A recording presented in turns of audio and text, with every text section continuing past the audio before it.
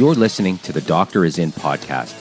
This is the show where you get the best tips, tricks, and nutritional hacks to help you and your family get healthier. You will also hear what works and what doesn't work so you don't have to waste your time and money. All right, let's get started. Hello, I'm Dr. Tony Martin Jr.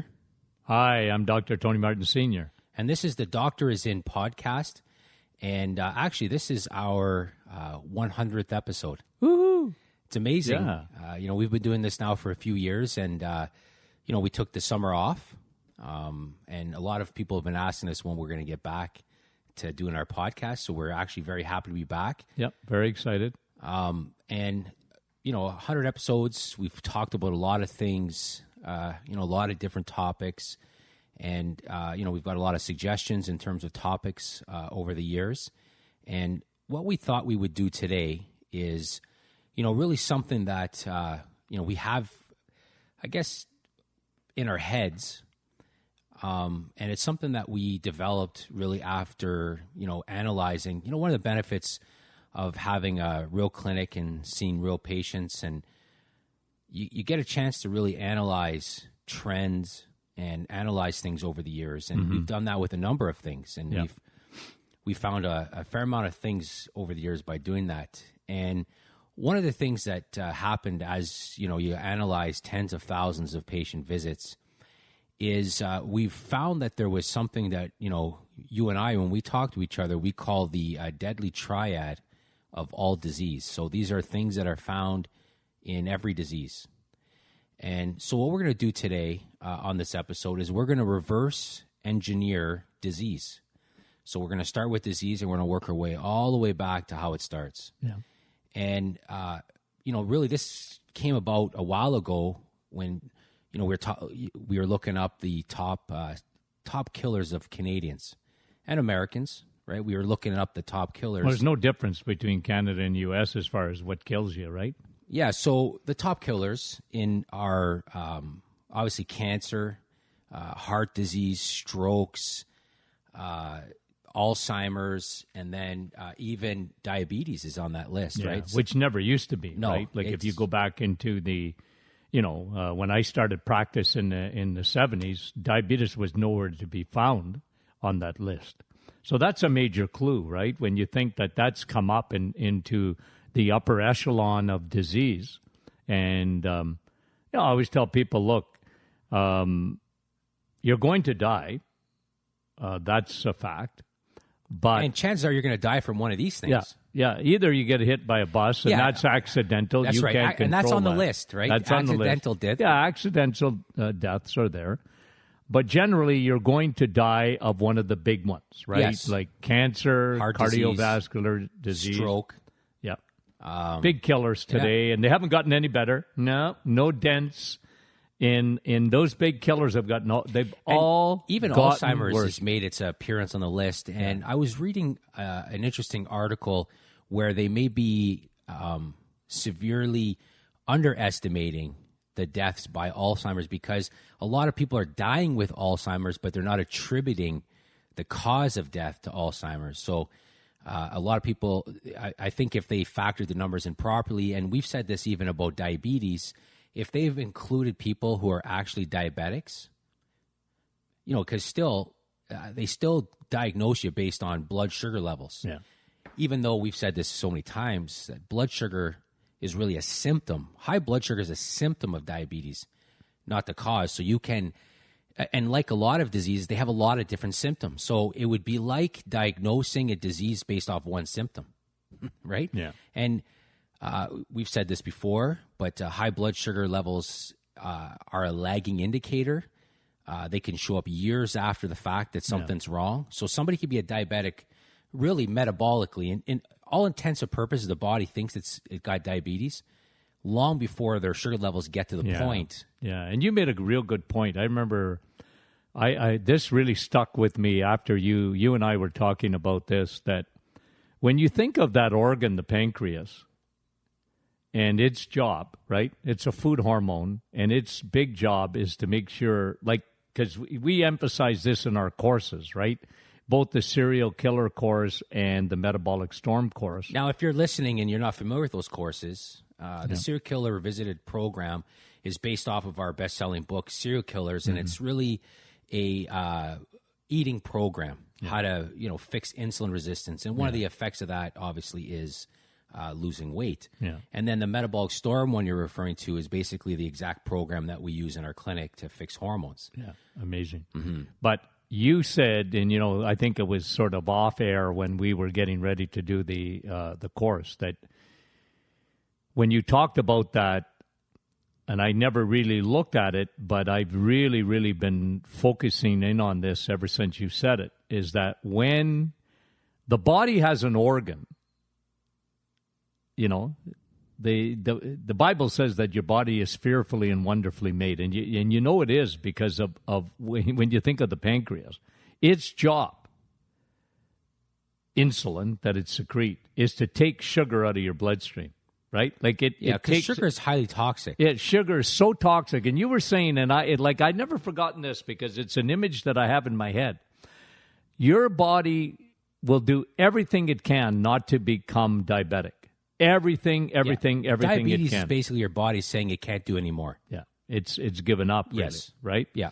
So it will make fat anywhere it can. It'll put it everywhere. Yeah. Liver. So when you see an obese person that's not diabetic, they really are. Well, in fact, they really are. Obesity is the body's protection against diabetes. Yeah. Because if you didn't have obesity, everybody would be diabetic. It's just that the body will take that extra energy and store it in fat. It'll put it there, and it's trying to do that to protect the body from diabetes. Yeah. Right. And that's why, like that image in my mind. Not that I wasn't well aware of what insulin is and what insulin does, but when you think of, you look at our society today and people are so much bigger, and it's a protective thing. Yeah, the body, the body is literally doing everything it can to protect itself from diabetes, which is why for some people they become obese and they're not diabetic yet. Mm-hmm. Other people, they are diabetic. They right? are, yeah. They are metabolically.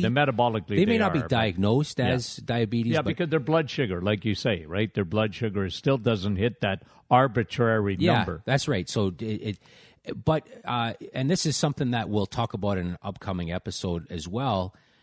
But there's still some real consequences to having a little bit higher blood sugar, but not quite high enough to be diabetes. But we'll talk about that coming up because it was an interesting study that came out over the summer. Mm. So, basically, you look at diabetes is on the list, and we talk a lot about Alzheimer's, which is really a diabetes of the brain for a lot of people. Type 3. Not like that for everybody, but for a lot of people, that's just in our opinion, a lot of people with Alzheimer's is really their brain is diabetic. It's just their brain is protected the rest of their body from diabetes.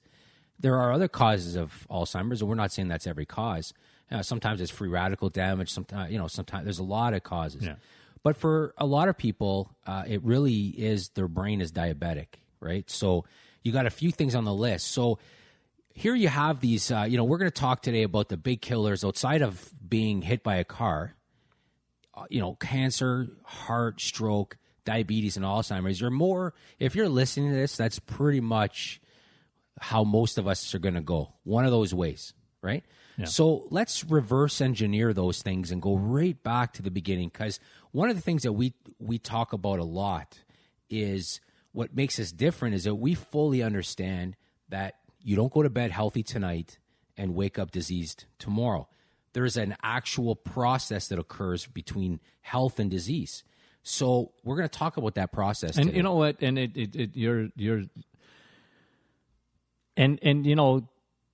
you said this before, and we've said it. People don't. What we're talking about now, okay, in terms of these big leading causes of disease, people used to die. Let's just go back when I was a kid. People didn't die of these things. They died of fever. Yeah, it was like infection. You said, it was infection. Yeah, right? Infection was if you go back before the 50s, really, and we looked at this. I remember we did a talk on this before. Yeah. We did a presentation on this about how, pre-50s, the leading cause of death were all related to bacteria or virus. Yeah. They were the leading causes of death, right? So it used to be that if you were sick, you had a fever. And fever was an indication that something was going on in your body. But the top killers now, they're not giving fevers. Yeah. There's no more. I mean, they're not, lower lung infection is still on the list of top killers. But that's really the end result of a weakened body. That's what gets them. But they're in the hospital because of osteoporosis, or they're in the hospital because of sarcopenia. Yeah, hip fractured, and then they develop a lung infection. That's what usually takes it. That usually what ends their life. But that's not necessarily, they didn't come in with that. That they picked that up along the way. So it used to be that the body would give you an indication that you were sick, which was fever, right? If you had a fever, you weren't well. And the funny thing is that a fever was an indication that your body recognized that something was wrong with it, and it was basically, somebody explained this to me a while ago. I remember even back when I was in school, and I found this interesting, is that fever, you have to look at a fever as if a fever is your immune system charging. It's loading up, it's ready to go. So the fact that you had a fever was a good thing, because your body was able to recognize that something was wrong, and it was getting ready, and it was doing everything. Supercharging the immune system. It was getting ready to fight it off. Yeah. The problem today, the top killers are not bacterial related or viral related. So you don't get fevers anymore when you're not well, right? If you have a heart issue, you're not going to get a fever unless it's a bacterial infection. So, there's not the same clue that there used to be that something was wrong. But there's still clues. And that's what we're going to talk about. Yeah.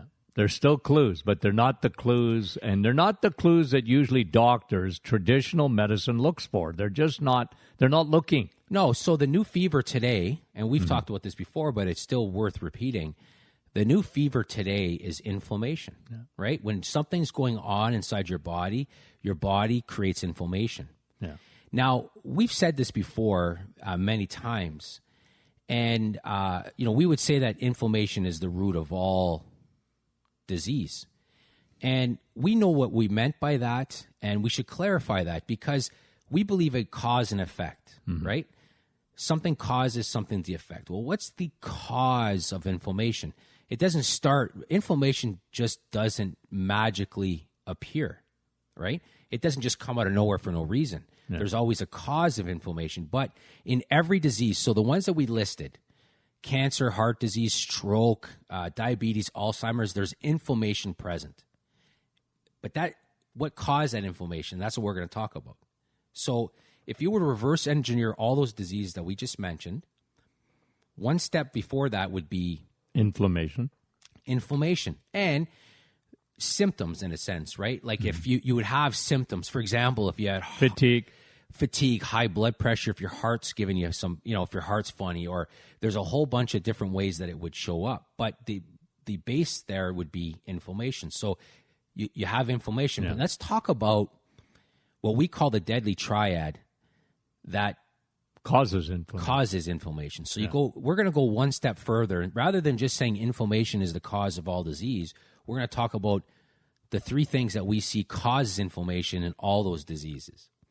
And so that's what we'll share with them. That was now we're giving away our trade secrets. I hope you know that, eh? These Son? are this is our thinking. This is how we process information. This is how we address health. Yeah. Right? This is the foundation. This is what we could rewrite our book. Secrets your doctor won't share with you. Right? Now we're going to share with you secrets that your doctor. Well, and to be honest with you, the doctor doesn't know about. No, because we talk about we talk with a lot of doctors, and we actually help a lot of doctors with their nutritional understanding. This is just something that we put it together because we've analyzed everything. Yeah. We've looked. Well, it's our clinical, because again, just a little side. There's study after study after study, and we love studies. I mean, we really do, because they give you clues, and there's a lot of people doing a lot of good work.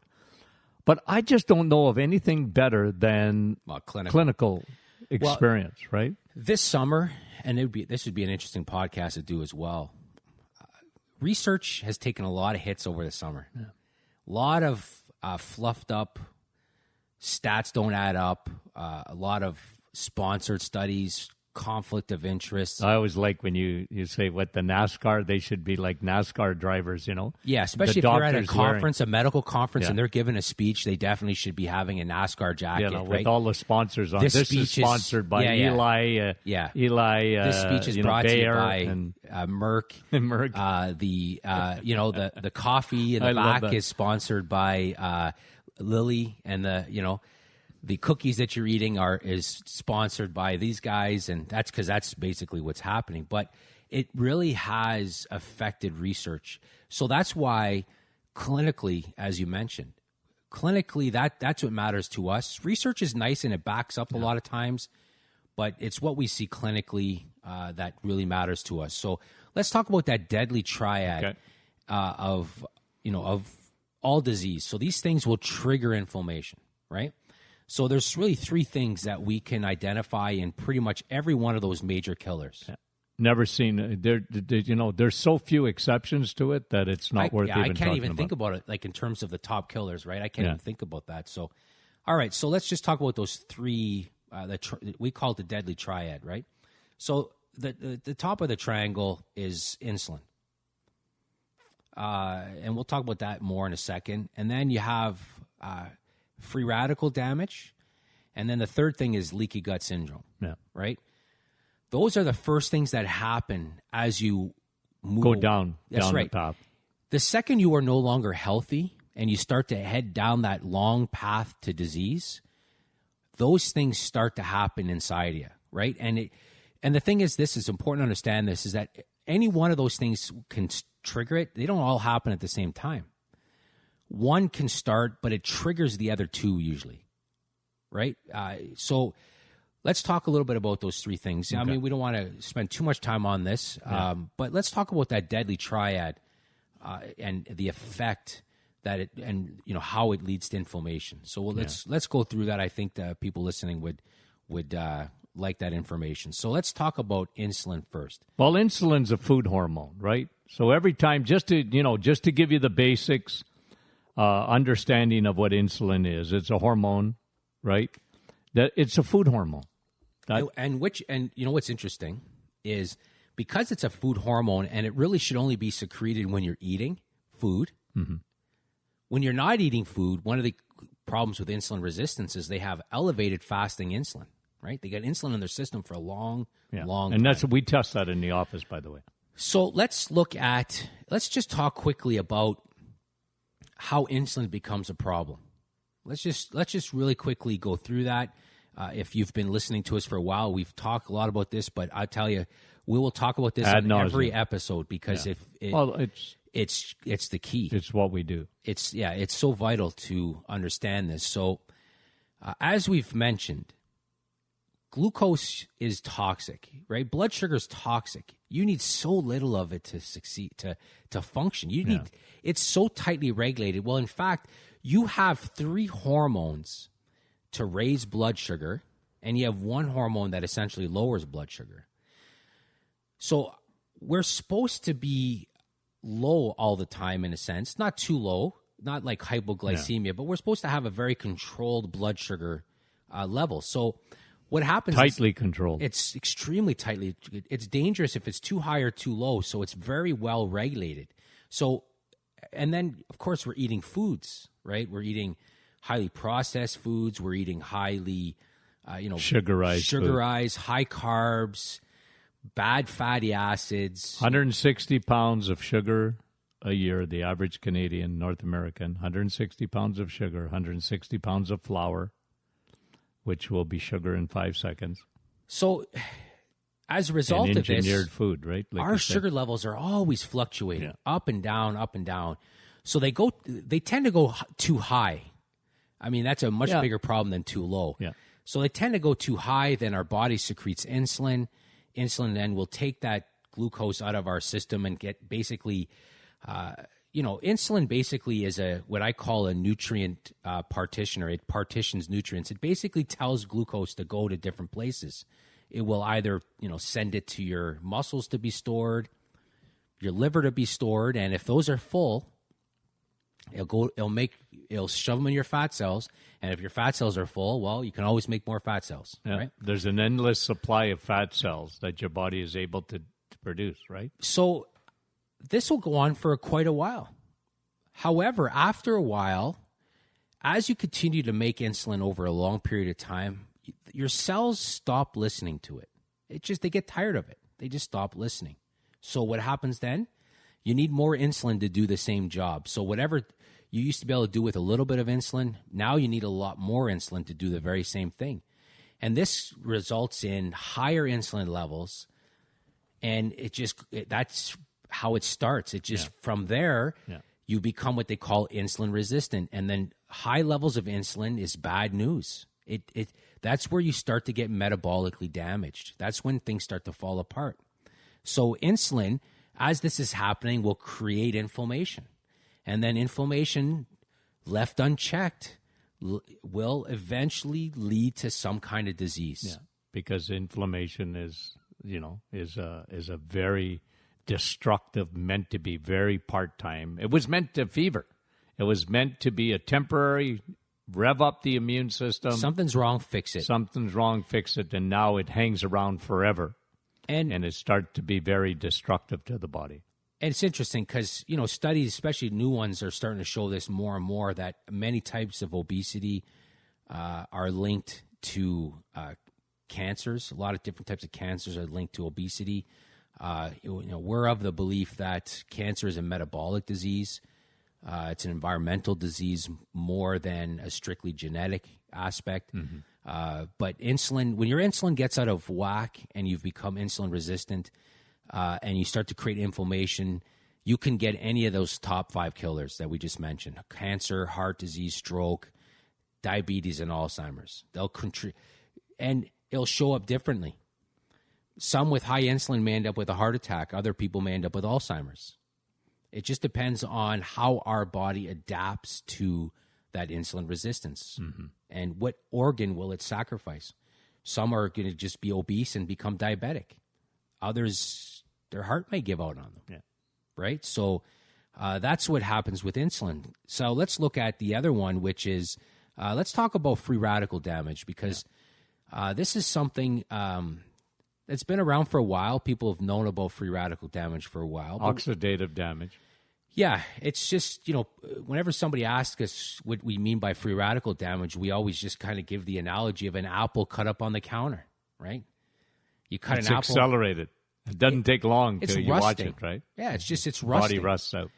It's interesting. The very same thing that gives us life, oxygen, also slowly takes it away from us because it's rusting us out, right? Yeah.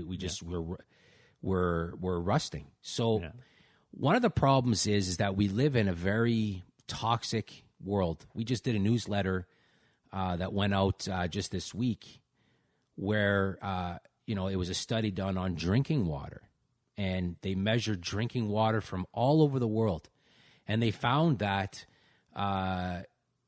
pretty much 80% plus of the drinking water in the world is loaded with plastic. So if you're listening, there's a good chance you're drinking plastic every day, right? It's just, that's how it is. And then another study was done not that long ago. They looked at the plastic content. It was a German study, and they looked at 24 German beers, and every one of them had plastic in it. And then another study. But you can't get away from it. No, it's everywhere. We live in a plastic world. No. Another study looked at local sugars and local honeys loaded with plastic. And then another study from France looked at the air quality and found that we're breathing in plastic. We live in a plastic world. Plastic it's just, that's the reality of it, right? So, you live in a toxic soup, right? And that leads to rusting. That leads to free radical damage. Yeah. That destroys organs. I mean, it's estimated that we are bombarded by over 1 million free radicals a day. So our body is constantly having to fight free radical damage. And it does that with antioxidants, obviously, right? It donates an electron. It makes it stable. But at the end of the day, when we start losing that war on free radical damage, when we can't keep up, either through poor diet, poor sleep, not getting enough antioxidants. We can't get enough antioxidants, then we start to break down. Our body starts to age faster. And that leads to damage, leads to inflammation, which then leads to cancers, heart, stroke, diabetes, and Alzheimer's. Yeah.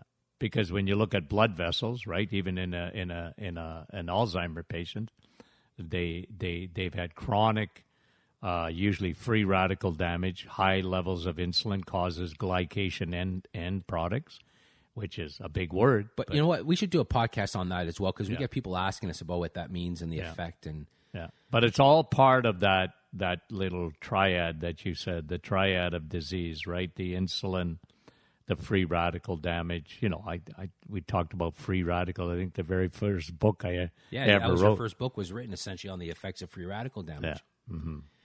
And so let's talk quickly now about the last part of that triad, which is leaky gut syndrome. Now we talk a lot about leaky gut, and the funny thing is, every time we put an article up somewhere or we're talking about free radical damage, somebody always comments that it's a made-up disease. Oh, it's fake, right? Fake news. Fake news, yeah. Well, somebody forgot to tell the researchers that this is fake news, because there's a lot of research done on what they call increased gut permeability, which is just the scientific way of saying leaky gut syndrome. Yeah. Right? We call it leaky gut because that's what it is, but medically, if you did a PubMed search on gut permeability, there's a lot of studies on it, because it affects everything from your joints to your brain to your skin to your liver to your kidneys to your heart. I mean, they're all connected to what they call increased gut permeability. Yeah. So your microbiome. Yeah, so let's talk really quickly about what even happened. Let's talk about leaky gut real quickly. Okay. Well, how do you get it?